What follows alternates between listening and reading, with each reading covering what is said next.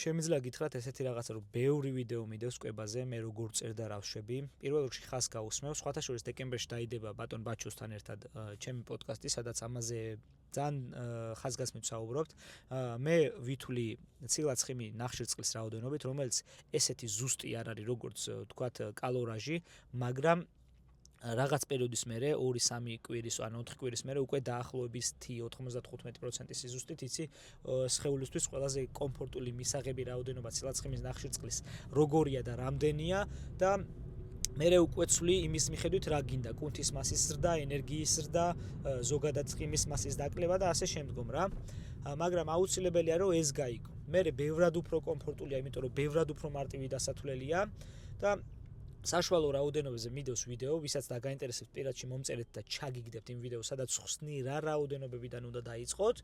აუცილებელი ერთადერთი რაც არის გასათვალისწინებელი არის, რომ ცილის რაოდენობა უნდა იყოს ყოველთვის გაკონტროლებული იმ გაგებით, რომ ცილას თუ საკმარისი რაოდენობით არ იღებს, ზიანდება კუნთის მასა და ცხიმს თუ არ იღებს საკმარისი რაოდენობით და ნულოვანამდე გაქვს ჩამოყვანილი, ზიანდება ჰორმონალური სისტემა და ირევა ყველაფერი.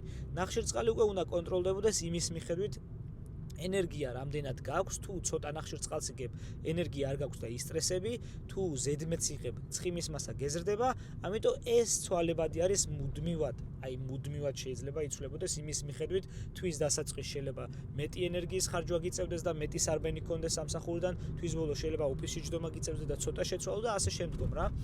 ამიტომ თუ ესეთი რაღაცები კონკრეტულად გაინტერესებთ, მაქვს 2 ვიდეო YouTube-ზე ატვირთული, რომელიც შემიძლია ჩაგიდოთ და პირადში მომწერეთ. თუ კონკრეტულად რამე ერთი კითხვა გაქვს, შეგიძლიათ მკითხოთ, მითხრათ და აუცილებლად ჩავშლი ვიდეოს სახით.